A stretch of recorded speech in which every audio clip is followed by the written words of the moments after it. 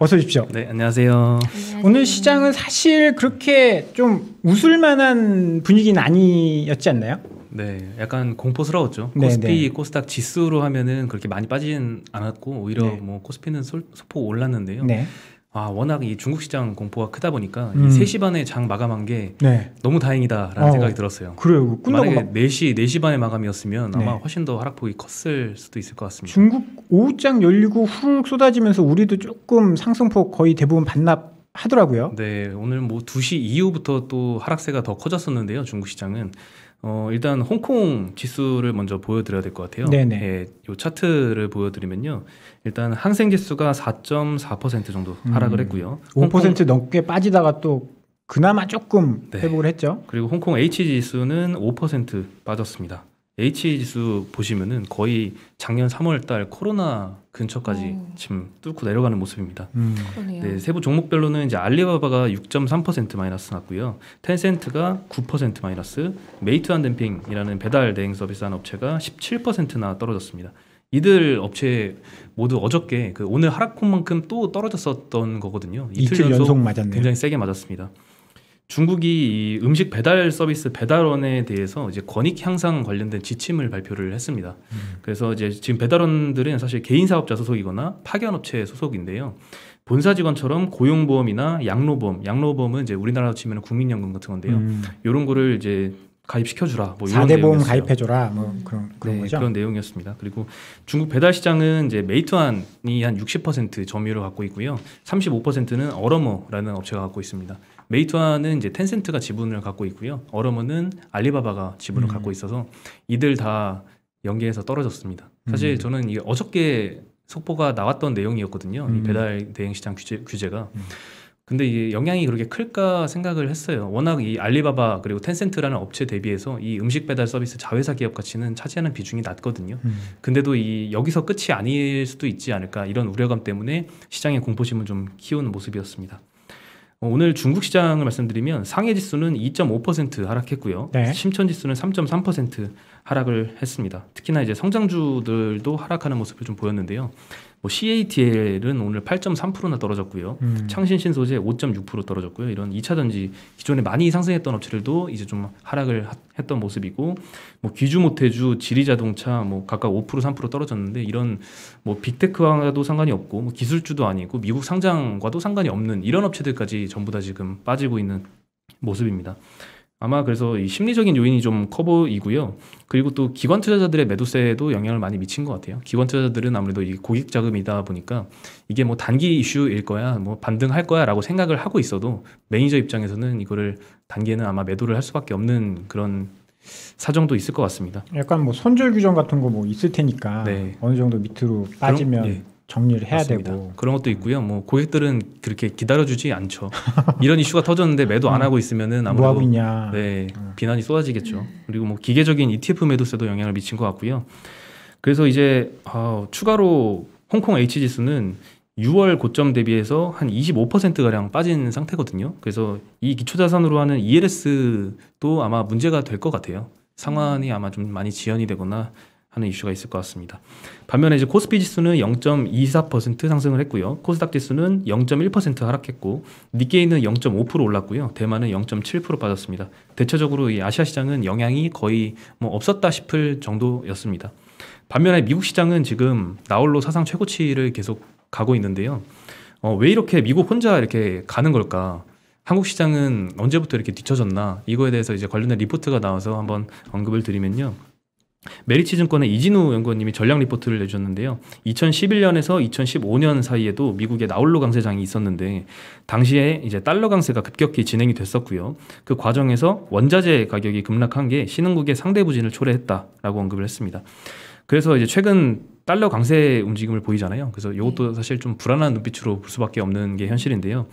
하지만 이제 미국의 당시 나홀로 강세 원인은 달러 강세만 있었던 것은 아니다라고 지적을 했고요. 핵심은 미국 기업들의 실적 차별화였다라는 언급이 있었습니다. 당시 미국 시장에서는 이제 아마존이 가파르게 성장을 하면서 이 플랫폼 기업들이 강세를 좀 보였고요.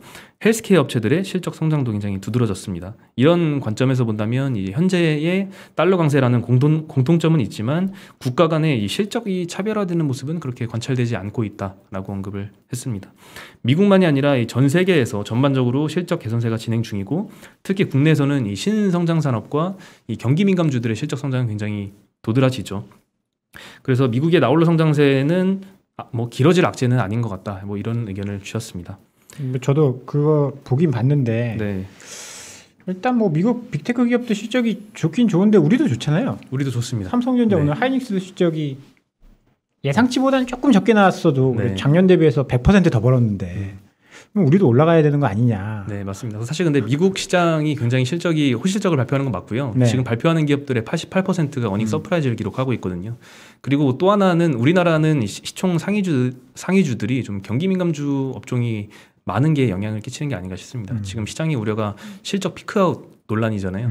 이 한가운데에 있는 것들이 좀 경기 민감 섹터일 것이고요. 그 업종들이 좀 시가총액 상위를 포진하고 있는 게 국내 시장이기 때문에 좀 그런 영향이 있지 않을까 싶습니다. 그렇군요. 네, 오늘 개별 이슈도 굉장히 좀 많았었는데요. 오늘 많았죠. 네, 오늘 일단 메타버스 관련해서 희비가 완전히 갈린 네. 두 기업이 있습니다. 넥스트라는 종목이 오늘 상장을 했는데요. 네. AR 플랫폼 내에서 글로벌 시장 점유율이 한 5% 정도 차지하는 이 세계 4위에서 한 5위 정도 되는 플랫폼 메타버스 업체입니다. 여기가 이제 상장을 했는데 따상을 기록을 했고요. 갔죠. 네. 반면에 이제 알체라라는 회사는 이제 오늘 공지를 했는데 메타버스와 관련된 직접적인 뭐 사업하는 게 없다 이렇게 발표를 했습니다. 근데 굳이 그런 공시를 그러게요. 네. 굳이 홈페이지에까지 네. 올려야 할까요? 뭐 자기네들이 우리 메타버스 관련주예요라고 이야기한 것도 아니고 그러니까요. 시장에서 그렇게 그 컨센이 형성된 건데 우리 아니야라고 굳이 이야기할 필요가 있었을까라는 생각이 좀 사실 드네요. 이 소식 때문에 25%나 빠졌었고요. 네. 그리고 그 공지를 자세히 보면은 뭐 직접적인 사업은 하지 않는다라고 했는데 생각해 보면 간접적인 사업은 제가 생각하기엔 하는 것 같거든요. 네, 뭐 제페토 네이버가 지분을 갖고 있기도 하고요. 제페토의 이 전면 인식 기술을 공급을 또 합니다. 안면 인식 같은 거. 네, 맞습니다. 안면 인식도 하고 전면 인식도 하고 여러 가지 하는데 뭐 직접적인 사업 관련은 없다. 그 말 그대로 워딩은 맞는 말인 것 같고요. 아무래도 이런 공지를 한 거는 의도는 잘 모르겠으나 어쨌든 대표의 의지가 반영이 된 결과일 것 같습니다. 아주 바르신 분이거나 주식시장을 잘 모르시거나 사업만 열심히 하셔서. 글쎄요. 뭐 여러 쉽지 가지 않은 일이어서 네. 네, 해석이 잘 안 되는 것 같습니다. 네. 뭐 의도는 알 수 없죠. 네. 뭐 나쁜 의도가 있을 수도 있고. 투자자들은 뭐 화가 좀 많이 났을 거예요. 화 많이 났습니다. 화가 좀 많이 네. 났을 겁니다. 게시판 보니까 아주 험하더라고요. 예. 하죠. 뭐 또 다른 이슈가 있었나요? 네, 그리고 오늘 2차전지 섹터 내에서 오랜만에 셀업체들이 좀 상승세를 보였었는데요. 테슬라가 일단 비트코인 손실에도 불구하고 분기 10억 달러 이익을 발표를 했습니다. 깜짝 놀랐어요. 네, 어닝 서프라이즈 기록을 했고요. 전기차 매출이 102억 달러였는데 탄소 규제 크레딧 판매 매출이 3억 5,400만 달러밖에 안 됐습니다. 예전에는 이제 크레딧 팔아서 흑자 난다, 그렇죠. 전기차는 적자다 이랬는데 이제는 맞아요. 전기차로 당당하게 돈을 버는 모습을 보여줬습니다. 저는 약간 감동했어요. 이제 드디어 테슬라가 이런 날이 왔다. 그러니까요. 드디어. 깜짝 놀랐어요. 네, 그래서 오늘 2차전지 배터리 관련주 중에서 그동안 못 오른 좀 셀업체들이 좀 강했는데요. 특히 삼성 SDI는 오늘 어닝 서프라이즈도 발표를 네네. 하면서 3% 상승을 했고요. LG화학은 2% 상승, SK이노베이션은 0.4% 상승을 했습니다. 삼성 SDI도 드디어 자동차 배터리로 네. 돈을 벌기 시작했죠. 아, 그렇죠. 네, 흑자 전환했으니까 네. 이제 현실화되고 있는 것 같아요. 네. 배터리나 전기차 업체들이 그렇죠. 실제로 네. 자기네들 거 팔아서 돈을 버는 그런 시대가 온 거. 뭐 이렇게 되면 끝나는 거 아닐까요? 현실화되면 약간 이제 밸류에이션 좀 낮아지고 이제 또 새로운 거 찾아가야 되는. 벌써 끝나요? 이제 아니, 시작이에요? 아니. 근데 갈 길이 너무 멀어서 보통은 네. 이제 꿈을 먹고 살 때 네. 굉장히 이제 급격하게 오르다가 네. 실제로 돈을 벌기 시작하면 약간 이제 둔화되긴 하더라고요. 맞습니다. 뭐 네. 아마존도 그렇고 그렇죠. 애플도 그렇고 그랬잖아요. 이제부터는 숫자를 더 잘 맞춰줘야 하는 부담이 생기기는 하죠. 맞아요. 그리고 이익 성장률은 아직 유지를 하고 있어서 그 걱정은 조금 이해는 것 같긴 하지만 나중에 좀 이익이 평탄화되면은 그때 좀 걱정이 될 것 같습니다. 끝났다는 말은 너무 이르십니다. 그러니까 고성장이 괜히 끝났다. 놀랬어요. 정정하겠습니다. 아주 네. 이제 막 꿈을 먹고 살 때보다는 네, 그렇죠. 조금 이제 현실 세계에 들어왔다. 그렇게 좀 이야기를 하고 싶고 오늘 막 뭐 대북 뉴스도 있었고 막 여러 가지 이슈가 있었는데 예. 뭐 좀 더 있나요? 네, 일단 오늘 셀트리온이 예전에도 한번 얘기를 했었잖아요. 네, 이야기하셨죠. 네, 이제. 공시를 냈습니다. 셀트리온 지주사 간의 합병 이슈였고요. 기다리던 그 소식은 아니었지만 좀 예고편이었다라고 말씀드릴 수 있을 것 같습니다. 요거 자료를 보시면은 왼쪽에는 합병 전이고요. 오른쪽에는 합병 이후인데요. 셀트리온 홀딩스 그리고 셀트리온 스킨큐어 그리고 셀트리온 헬스케어 홀딩스 요 지주사 간의 3사 합병을 공시를 했습니다.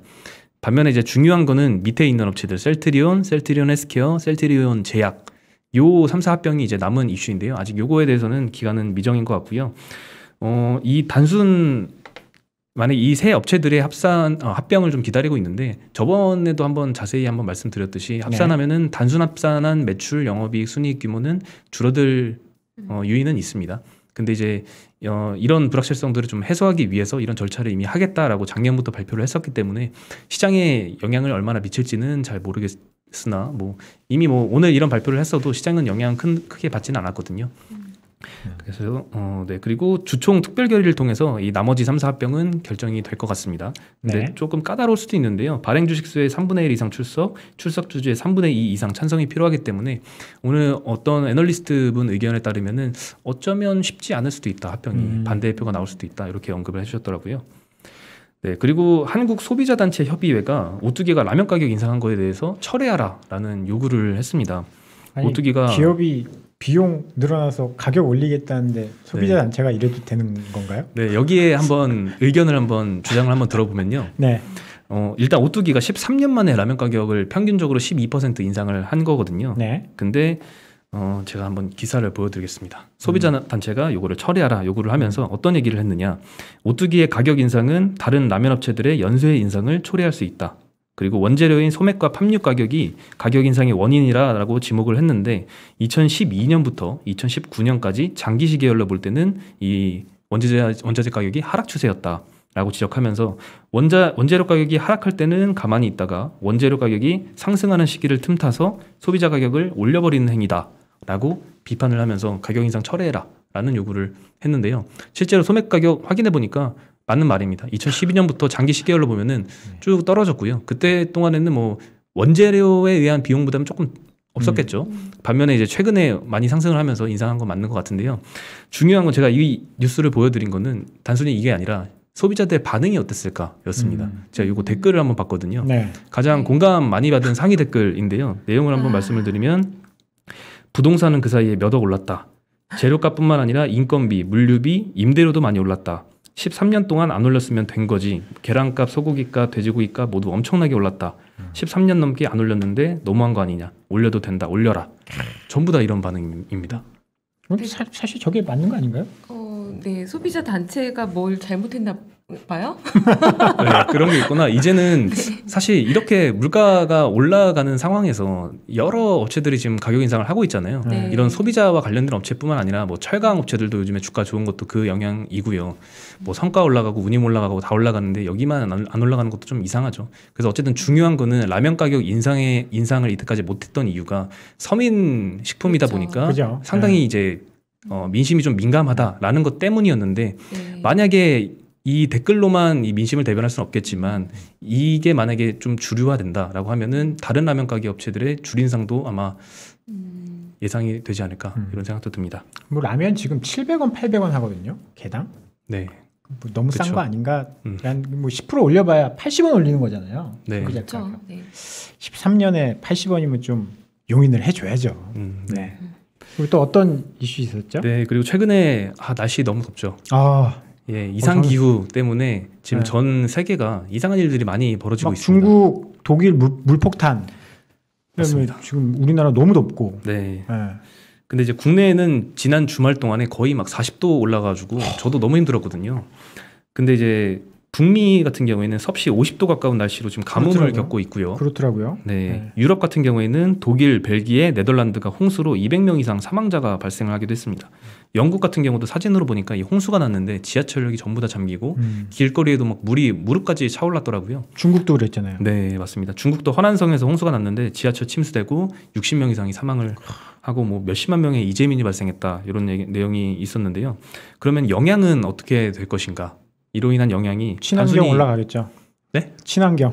아, 친환경. 아니에요? 네, 그것도 있지만 오늘 제가 말씀드리고 싶은 거는 원재료 가격에 대한 영향인데요. 네. 또 네, 옥수수, 밀, 돼지고기 가격 등 이런 농산물 가격이 영향을 좀 미칠 수가 있겠죠. 네, 최근에 조금 안정되진 않았나요? 조금 안정되는 5월까지 모습을 급등하다가 네, 한두 달 내리는 것 같던데. 맞습니다. 네. 근데 이제 작년에 중국 같은 경우를 보면은 남부 지방에 홍수가 있었는데 돈유 가격 급등을 초래를 했었거든요. 맞아요. 근데 이번에는 한투 안영진 이코노미스트 의견에 따르면은 네. 이번에는 밀 가격이 좀 크게 영향을 받을 것 같다라는 의견을 주었습니다. 이유로는 밀 경작지의 98%가 가뭄이 발생하는 위치에 있다.